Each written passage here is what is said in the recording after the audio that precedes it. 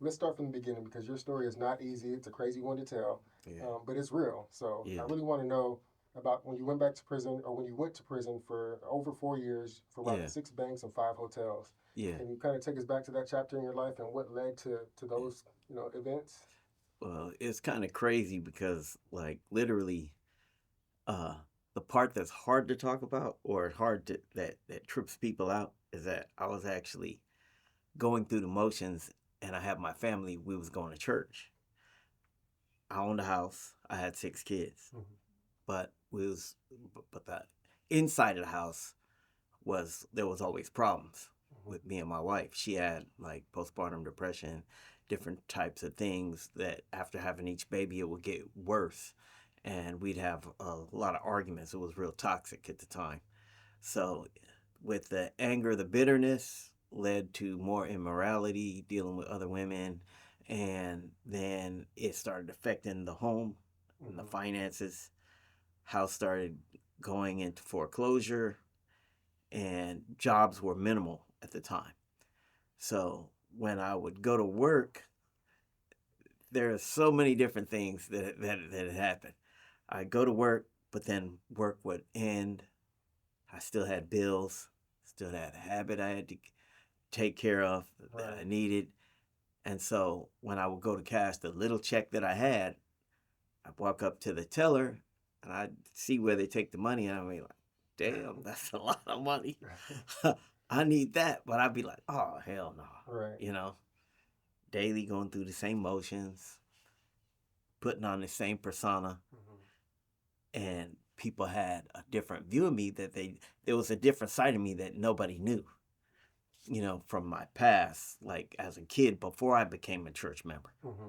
where we used to, like as a teenager, I was always had a side that was kind of similar to my dad, Mm-hmm. such as he was uh, like aggressive, where he was like gangster, Right. like although I grew up in the church, I still down inside had a little Were you gangster to were you me. growing up in Long Beach? Yeah, It was in Long Beach the whole time. yeah, Okay. And what kind of yeah. work were you doing at the time when you? Construction. So you're doing construction, Yeah. and so you walked into the bank and you're So I cashing your walked in the checks. bank and I was cashing my checks, and I see where the money was coming from. Right. And I was like, damn, that's what I need, I need like that. But I was like, nah. So as time goes by and bills get further and further behind, you can never see yourself doing something like Right. that. You start to get desperate though, Yeah. right? That And desperation sinking in. exactly. Okay. And so now it's getting closer and closer. Your kid's birthday's coming up. You're out of work. I'm acting like I'm going to work Okay. to keep the home environment balanced. Right. I'm even walking like in the alley before I go inside the house and throwing dirt on me, Okay. So you're doing the whole making thing. it look like I'm going to So all work. the smoke and mirrors, everything. What was the actual moment like when you actually decided like Like me I'm saying, gonna do this? yeah, all the toxicity. I'm like, I can't go home with no money. Okay. And so I'm thinking, if I am to do this, how would I do it? Mm-hmm. Because I'm not that type of person to come in guns and blazing. Right. I never owned a gun. Okay. I'm like, how would I go about this? How old were you at the time? About, let me see. I was probably 37. Oh, okay. So Like, you were grown enough to know you were making a oh pretty yeah, big mistake at the time, yeah, right? yeah. So I'm sitting up there like thinking, if I was to do this, how would I go about it? Mm-hmm. You know, and then you start to contemplate, because I'm not the type of person just go up in the bank with a ski mask, bam, bam, bam, like Right. that. So I'm like, man, I had to make it seem like I'm I like something to take the attention off of Mm-hmm. of he's robbing the bank, right? Right. So I wrapped up my face like I was a burn patient and put gauze around my face Okay. and then put a little ketchup on. And I would go stand in line, right? Uh-huh. So, and it was the trip is the first bank I robbed was Right. my bank, Right. and I robbed it was That's like one you were familiar with. outside. It was the easiest one, Right. you know. So, but you got through 6 banks and 5 hotels before you were ever caught. Well, actually, I got caught on the sixth bank, Okay. and then I got out quick and still didn't have a change of mind. So So the because slap on the wrist didn't do anything for you. yeah, You're yeah, it still was just like I got out and went right back to needing the money, right. you know. And then so you went from banks to hotels, or did you just because I couldn't go in the You banks. couldn't do the banks anymore. Yeah, And because so doing the hotels is what got you yeah, a if I longer went in prison the sentence. bank, I didn't have no difference. It's this Okay. guys, they'd be showing up at my front door. Okay. You Right. know? So when you did finally get caught for, the final one where you did the hotels or Yeah. whatever, you mentioned there was a moment where you realized like you might have to face life in prison, right? So Yes. what was going through your mind at that time? Like at that time, it was like, this is a trip. I remember riding in my car, and I'm listening to DMX song, and it's saying it's slipping, you're slipping, Oh you're yeah, falling, yeah. and I gotta get up, Right. slipping and It's a falling. classic. I can't get up. It's like it's just saying it. I just remember just driving and hearing that song, and it's like getting closer, and then it's like, man, now I remember when I got caught, when they pulled me over, I'm like, cat's out the bag now. That's it. Ain't hiding, covering up nothing. It's time. It's it. And the actual police officer that pulled me over was like, it seemed like a lot of people are fans of yours. They become fans when they find out you robbed a bank. Even the police? Even the police. Because literally, if you ask anybody what they want to do, most everybody probably wanted to rob a bank. Yeah, I mean, It crossed their mind. They want that money that's in the bank. Money, yeah, the money. I don't know about Not necessarily going through the how do I action get of to that robbing kind the of money? bank, you know. Right, But somewhere in their head, if they was to do anything to get money, they thinking the bank. right, right. So then, when you did get caught, you're going through the whole court process. I don't know. Yeah. Did you go to trial? Did you try to face it? Or Well, did no, you I just, didn't go to trial so you just because accepted I the wasn't. plea? Like as soon as I got caught, the police said you could waive your rights if you don't have to waive your rights. You have a right to an attorney and all this stuff. Mhm. And I was like, I already got caught. All this stuff is going to be linked to me anyway. I might Right. as well acknowledge and tell them exactly everything that I did. Right. So when I did that, they said you'd be surprised how much that actually helped you. Yeah. Like they was literally after the 6 banks, they was going to give me probation because it was my first offense. Mm-hmm. I didn't have criminal history, Right. and so they was going to give me probation. But what happened is that I robbed 5 hotels. So But you never hurt anybody in the process? No, I never owned a gun. Never did. Matter of fact, the tellers told the police officer he was the nicest bank robber. That's got to count for something, I guess. I don't know. So when you did finally, so you pled guilty to the charges or whatever, and you realized how much time did you get? 4 years and 3 So months. they sentenced you to 4 Actually, years. I got 4 years and 3 months, and I got some years for the hotels, but they ran them concurrent. Oh, okay. So They ran them together okay. because it was trying to help me. They gave me aberrant behavior. Aberrant behavior is when they say this is not this person's lifestyle. He's not a criminal. Mm-hmm. He's about to lose his house. He got 6 kids. So they were taking your Financially, personal stuff they take all that into into consideration. Yeah. And then it was like it's not his lifestyle really. He just needs to get. So what happened is they actually showed favor and sent me to state first. Mm-hmm. Because if they would have sent me to the feds first and then sent me to the state, they could have struck me out in the state. Oh, I see. But they worked together. Right. And it was like, we're going to let you go to the state because we don't have a 3-strike rule in the feds.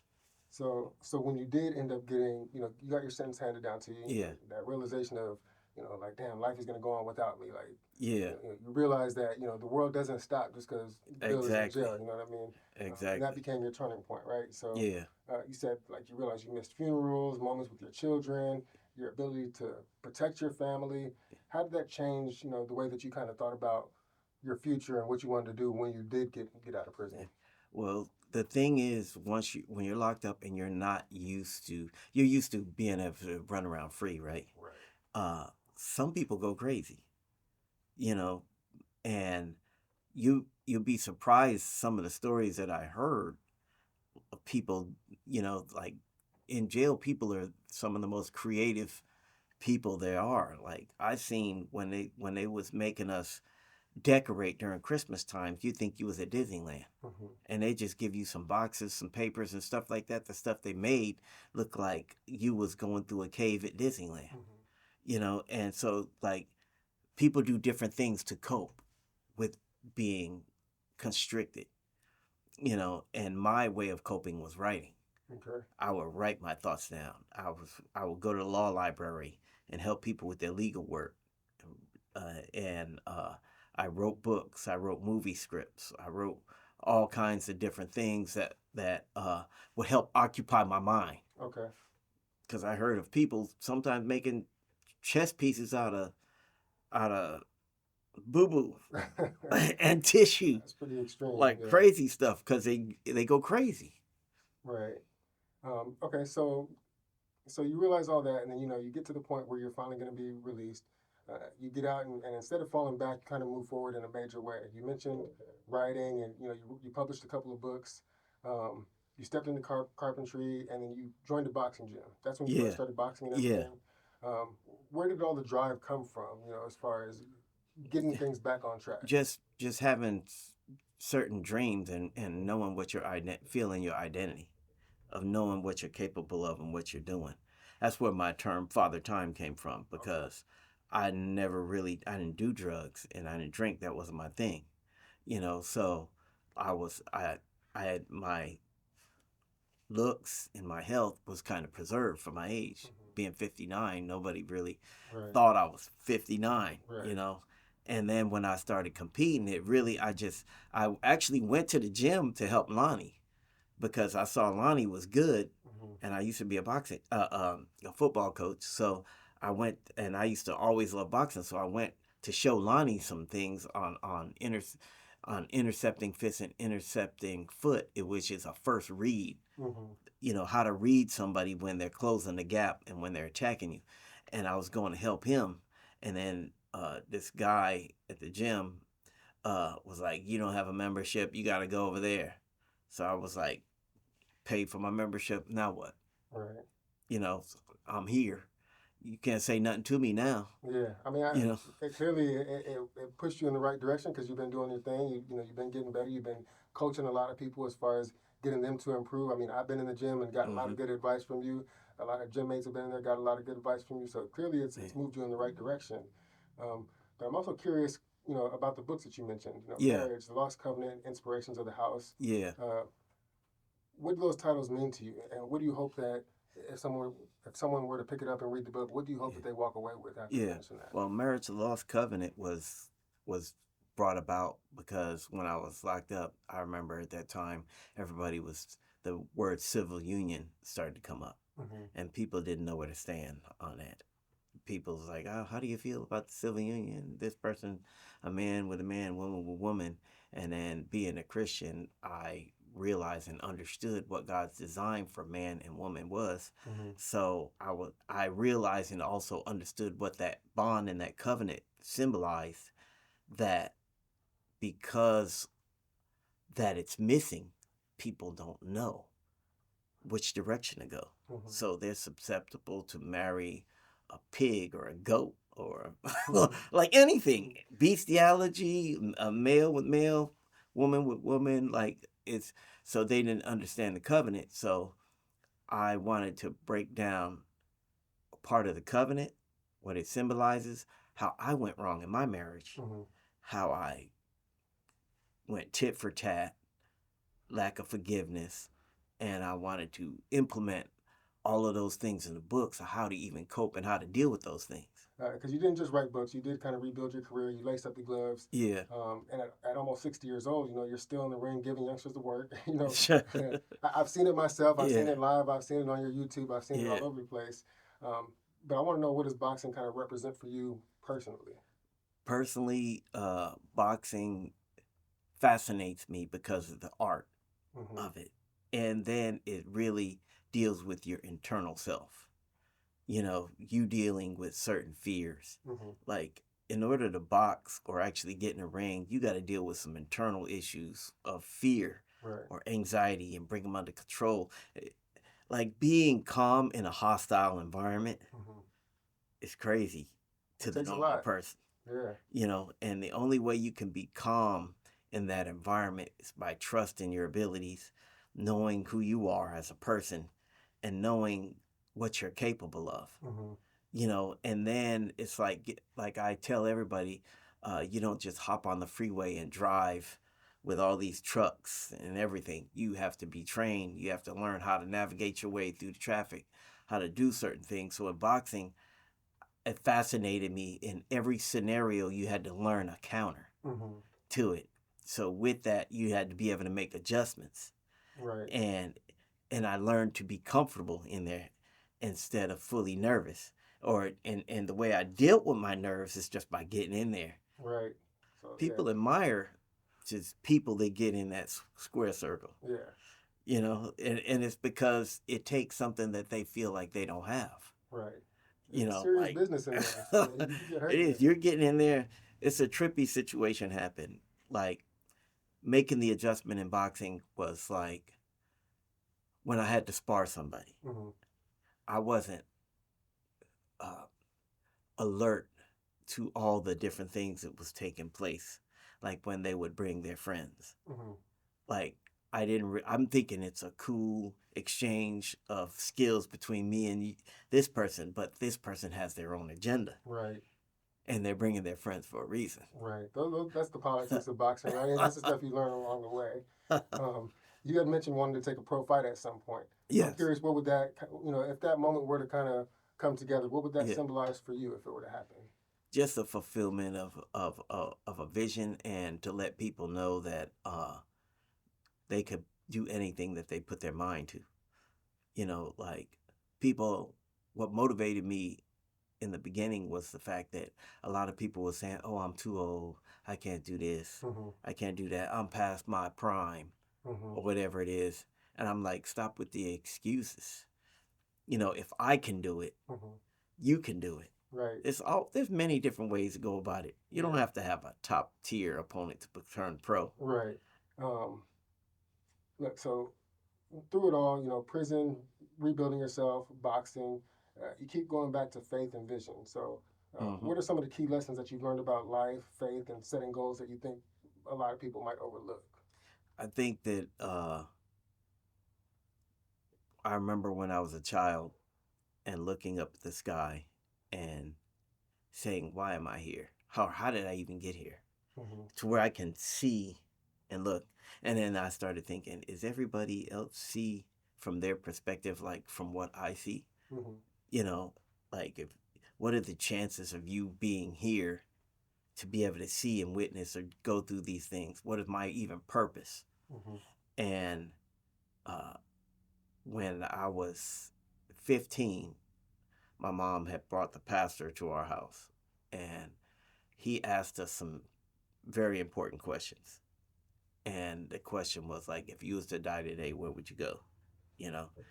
And at the time, I didn't know, and didn't have no answers. And then he said, okay, if you was to face God, and God said, why should I let you into my heaven? What would be your answer?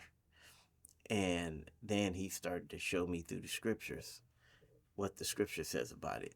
And then that's when, at 15, I became saved. Ever since that point, I realized, and as well as reading the Bible, it says he started a work in you and he'll be faithful to complete it. So I realized that I'm a work in progress. And throughout life, I have to be pliable. I have to be, he's working on me and forming me and shaping me. And I have to be pliable Mm-hmm. and not just be so rigid and stuck to being myself. I have to be able to adapt to whatever door he opens up. Right. And it seemed like turning pro seemed like a lot of doors were closing because I needed the finances, so I needed to work. I didn't have the time to train. Mm-hmm. I get an injury. Something always happened, but I still was thinking in my head, the vision never changed. Right. Because I'm like, maybe he wants to show more glory, because when I was thinking on turning pro at 50, he might be saying, "No, I'm gonna get more glory. You gonna turn pro at 60." You never know what he's trying to do. Right. You know what I mean? And then if you do good, you know, then it's gonna be more impressive Right. than as if you was to do it at a different age. It's true. You know, Yeah. so his plans are not always. He don't see like we see. He has a different plan. Right.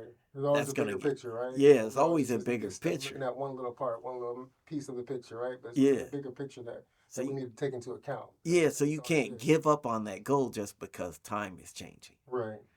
Right. Or because it doesn't look the exact way that you expected it to look, Yeah. right? Yeah. So you mentioned you're working on another book right now. It's called Inside Out with the Mummy Bandit. Can you kind of Yes. give us a sneak peek of Yeah. what that is about a Yeah. little bit? That book was about like it's basically about my life. Like when I say inside out, that that came from uh when I first was locked up and went to jail. Somebody came up to me and showed me a magazine, right? Or a newspaper. Hey Bill, you're in the paper, right? And and then it showed me the article of this guy that said he was a detective and he was responsible for naming bank robbers, Mm-hmm. right? And it says there was, and then he said, for instance, there was a guy that went into a bank wearing yards of gauze. He calls him Mummy Bandit. There's a guy who went in the bank with a Yankee hat. He called him Yankee Bandit. Mm-hmm. You know, and I was named. And then another boxer that I know just told me that he saw me in another book where they used the same thing and the same reference to me. The Mummy Bandit? The Mummy Bandit. So that was your name? That was your bank that's the robber name that they gave me. Should have been a third-degree burn bandit, right? You wasn't a damn mummy. But they said mummy because of the gauze. Yeah, and it covered up my face. Right. Man, that's some powerful stuff. Well, really, I want to get to this. Before we wrap up, I want to leave listeners with something to kind of carry on with them, right? So for someone that's listening right now who kind of feels stuck, whether they're physically in prison or just in a mental prison, you know, what's one piece of advice that you want them to hold on to from your story? When I was locked up, my mom came to visit with a pastor and his wife that was from Memphis because they sent me out from California to Yazoo, Mississippi. I didn't even know what a Yazoo was. I was like thinking I'm going somewhere over here in Terminal Island. But they sent me out to Mississippi. I'm like, man, I ain't gonna get to see my family for years till I get out. So my mom came to visit and they said, you encourage us more than we encourage you. You seem more free in here than you was outside. So like free is a state of mind and liberation and understanding and knowing your identity and who you are. Being locked up gave me time to think, gave me time to plan and get refocused. That makes sense. Because I knew when I got out, I'm going to be bombarded by work, people, different things, and I'm going to lose focus of what I need to do. Right. So I had to write down everything that I need to accomplish. So when I got out, it was a couple years went by. Then I went ahead and got all the material that I had wrote about when I was locked up. I started publishing a book. So Inside Out was basically when I was in there, a lot of inmates that was hitting the news every day. Federal crimes coming from this kid that was 17 years old that hacked into NASA, that they offered a job. He would come in and be in the same Bible study with me. And that I would get to talk to him personally. And when I talked to him personally, he told me more depth of the story that wasn't actually on the news. Guys that robbed banks told me what their stories was. Inmates tend to open up and confide in other people, how they got drunk, was on drugs, and how the police came into their hotel room after they did this. You know, they tell you more details than it's actually on the newspaper. So I wrote about the details of the intimate stuff that was going on without implicating their names. And so there was a lot of stories that I heard even from the cartel members and from different people that would how things would happen. Like you in the feds, you're dealing with cartel, you're dealing with Puerto Rico, Dominican Republic, Cuba, crime from all over, Russia, Italian mafia, and everybody has a soul. Even the cartel, they have a spirit, and in their spirit, they know that they want mercy from God, because it was all before they go to court, and at this time they wanted to talk about God, Mm-hmm. even though when it was outside, it was living life. They they didn't have time to talk about God, but now that your life is on the line, now you want to talk about God, Right. right? And that's when they opened up and talked about a lot of things. Mm-hmm. But I have a lot of stories that they talked about, including this one guy that was Italian. He was with the Italian mob, and he was responsible for collecting money and stuff like that. And they had got in something happened, and he wanted to do something to one of the inmates, and I had to remind him that that's what you're in here for. Mm-hmm. You don't want, you're going to court. You don't want to give them more evidence Right. that that's who you are. Right. You know what I mean? He was like, "Oh yeah, you're right."